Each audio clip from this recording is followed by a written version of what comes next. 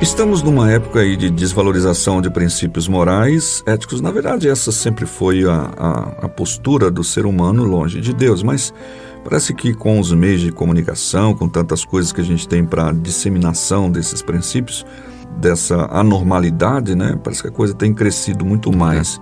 Jovens, especialmente os cristãos, se veem não raramente numa situação de constrangimento, sem coragem de dizer e viver suas convicções cristãs. O que fazer diante desses desafios é o tema de hoje, em resposta à pergunta de um de nossos ouvintes.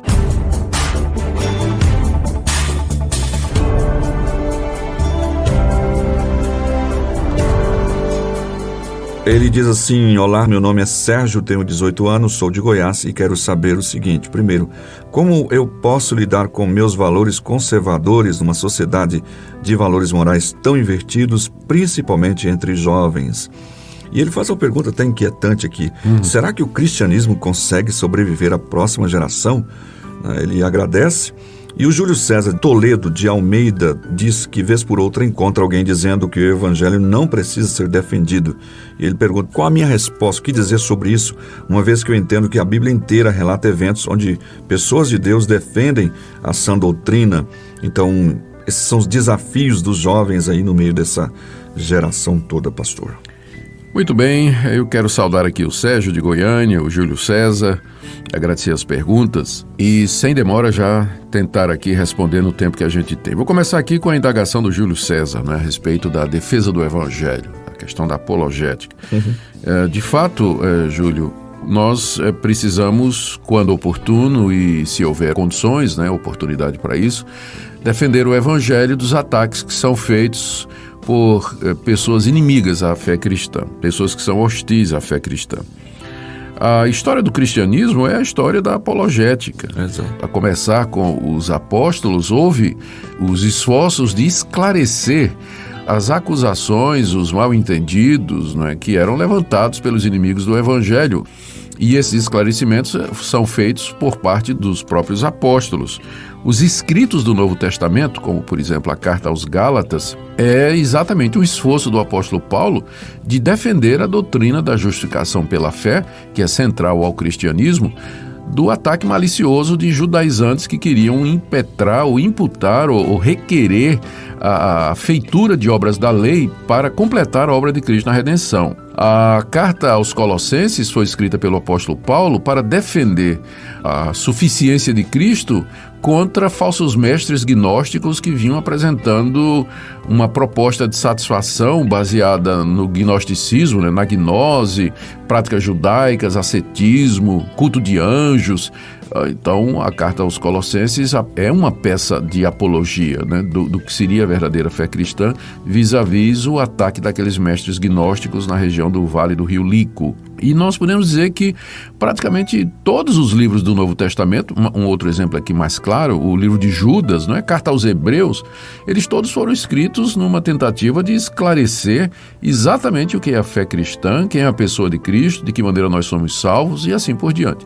Depois do período dos apóstolos, o cristianismo continuou a ser atacado pelos pagãos, ateus, pelos próprios judeus, e surgiram os chamados pais apologetas, como Ireneu, Justino, Tertuliano, que defenderam o cristianismo contra os ataques dos pagãos, contra os ataques dos gnósticos, contra o ataque de judaizantes, contra acusações maliciosas dos perseguidores do cristianismo. Isso se perpetuou, continuou pela história da igreja. Então, sempre que há oportunidade e há necessidade, nós devemos defender o que o cristianismo está ensinando, esclarecer e dirimir as dúvidas, né, daqueles que ficam confusos com os ataques que nós encontramos hoje. Pensando na nossa geração de hoje, já que o programa gira em torno disso, né, há muitos ataques que são feitos pelos ateus modernos, gente que está envolvida com o evolucionismo, gente que está envolvida com o materialismo ou naturalismo, a ciência assim chamada, não é, que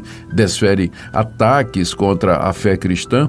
Então, é nosso dever explicar, não é, que o cristianismo, a fé cristã, não é incompatível com as descobertas verdadeiras da ciência e mostrar como as acusações que são feitas contra o cristianismo, elas são equivocadas, falsas e até maliciosas. Graças a Deus, porque existem pessoas hoje reconhecidas, né, que fazem um trabalho de apologia extraordinário. Eu cito aqui o conhecido William Lane Craig, que é um grande apologeta. Exato. Posso citar também Alvin Plantinga na área de filosofia. Nós podemos citar a Nancy Pearce na área da história da ciência. É excelente, excelente. Né? Há muitas pessoas. Alistair McGrath, que tem um PhD em biologia, tanto quanto o famoso Richard Dawkins, né? Aliás, foram até colegas, não é? Então, há bons apologetas, gente que defende a fé nos dias de hoje, e nós damos graças a Deus por isso. E já vou entrar, então, no questionamento do Sérgio, né, aqui de Goiânia. Ele pergunta se a nossa geração vai sobreviver. Se o evangelho vai sobreviver a essa geração. Eu creio que sim, Sérgio, graças a Deus, porque a igreja ela está fundamentada sobre a pessoa de Cristo e as portas do inferno não prevalecerão contra ela. Essa geração traz desafios únicos para a igreja da nossa época, mas eles serão igualmente vencidos, superados, e a igreja haverá de continuar. O que nos dá essa certeza e expectativa são os seguintes pontos. Primeiro, como eu já disse, a declaração de Jesus de que a igreja dele haveria de prevalecer, permanecer até o dia da sua vinda, porque está firmada na rocha, que é Jesus Cristo, o Filho de Deus. Por isso, embora a igreja seja atacada, vilipendiada, mal interpretada, acusada, ela haverá sempre de sobreviver. Agora, Nácia, eu preciso explicar que eu não estou querendo dizer com isso que a igreja sempre foi perfeita. Né? Ela passou por dificuldades, não poucas vezes, por conta de decisões erradas, porque ela se desviou, ela se corrompeu. Mas um núcleo de fiéis a Deus sempre houve e sempre haverá, como certa ocasião Deus declarou ao desanimado profeta Elias, né, de que havia 7.000 joelhos que não dobraram diante de Baal e 7.000 bocas que não o beijaram.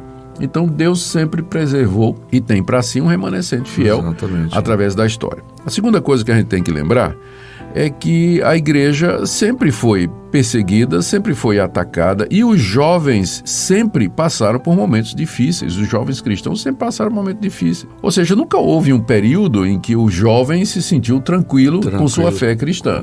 Nunca houve um ambiente totalmente favorável ao jovem cristão. Ele sempre teve, através da história, ele sempre teve que enfrentar os desafios pertinentes ao fato de ser jovem vivendo numa cultura hostilizada. Eu vou começar lá atrás, com a história do jovem Daniel. Daniel era um jovem judeu, tinha talvez aí final da adolescência, começando a juventude, quando foi levado, deportado para a Babilônia, juntamente com outros jovens de linhagem nobre, não é? E lá na Babilônia ele foi, juntamente com seus amigos, colocado num programa de recondicionamento, de treinamento, de readaptação, de aculturação para se tornar babilônico. Ele tinha que negar a sua fé, o nome dele foi trocado por um nome que tinha a designação de um deus babilônico, né, que era Beltesazar, o deus Bel, né, era uma das divindades da Babilônia. A comida, a dieta foi mudada, ele tinha que aprender a comer como os babilônicos, ou seja, esse jovem enfrentou um ambiente que não era somente hostil, mas que visava reformatar a identidade dele. Mudar a sua fé, completamente, sua de fé, tudo. E Daniel e os seus amigos resolveram ficar firmes, não se contaminar com aquilo. Oraram, pediram a Deus sabedoria, encontraram graça, favor. Deus mudou a história deles e eles puderam sobreviver durante o reinado, não somente do rei Nabucodonosor, mas ainda de Dario, depois de Ciro, não é? Belsazar, que foi neto ou filho do Nabucodonosor, a gente não tem certeza. E Daniel se destacou entre todos eles como sendo um jovem de princípios, temente a Deus, sábio, culto, preparado. Tem um episódio em que os jovens amigos de Daniel, eles foram confrontados pela idolatria da Babilônia. Ou eles se curvavam diante da imagem de ouro que o rei mandara fazer, ou eles seriam lançados na fornalha acesa. E quando foi dito para eles, né, que se eles não se curvassem diante da estátua, eles seriam lançados na fornalha, qual foi a resposta deles? Eles disseram assim: olha, nós não vamos nos curvar diante do ídolo, não vamos adorar essas imagens, porque só há um Deus verdadeiro e ele disse: não terás outros deuses diante de mim, não farás para ti imagens, não as adorarás, nem lhes darás culto. Nós não vamos desobedecer a Deus. Então, se ele quiser nos livrar da fornalha, ele vai nos livrar. Se não, nós vamos morrer mesmo, mas adorar nós não vamos. Ou seja, esses jovens estavam dispostos, inclusive, a morrer em defesa dos seus valores. Então, o que eu diria ao Sérgio e aos demais jovens vivendo em dias de hoje, em que no ambiente da universidade, no ambiente da escola, às vezes em família, na vizinhança, não é? Há um choque realmente entre aquilo que o cristão acredita sobre sexualidade, honestidade, pureza de vida, pureza de pensamentos, e aquilo que o jovem do mundo, não é? Boca suja, só fala em sexo, zomba dos outros, escarnece, mente. Então há um choque, não é? Eu diria que o jovem ele tem que tomar uma postura clara a respeito dos seus valores cristãos, que ele é um discípulo de Jesus Cristo, ele é um servo de Deus, e ficar firme na sua posição e se preparar para aguentar a zombaria, o escárnio, o bullying, a perseguição, porque isso com certeza virá. Agora, Sérgio e demais jovens que nos ouvem, precisa ter cuidado e fazer uma diferença entre você ser um jovem cristão de valores e ser uma pessoa completamente isolada, crítica, né, fanática. Porque mesmo que o mundo seja diferente de nós, o Senhor Jesus Cristo nunca disse que a gente tinha que sair do mundo, não é? Estamos no mundo, né, embora nós não pertençamos a ele. Então, você pode fazer amizade com quem não é crente. Há coisas em comum. Há coisas que a gente pode participar juntamente com os outros jovens, não é? E assuntos e determinado lazer ou programação ou divertimento que não envolvem pecado, né? Não tem nada contrário à palavra de Deus. Então você pode ter amigos e você pode participar de muita coisa que é feita em comum. E isso ajuda inclusive a construir pontes para depois você apresentar o Evangelho e dizer por que você não participa de determinadas coisas por conta da sua fé em Jesus Cristo e porque você crê que a Bíblia de fato é verdade. Então esse sempre é o grande desafio. Você manter-se firme, não negociar os valores cristãos, mas ao mesmo tempo ser uma pessoa agradável, uma pessoa de fácil relacionamento, né, que tem amigos aos quais você pode, com liberdade, dada a oportunidade, falar a respeito do Evangelho de Cristo e como ele mudou de fato a sua vida. Deus abençoe vocês.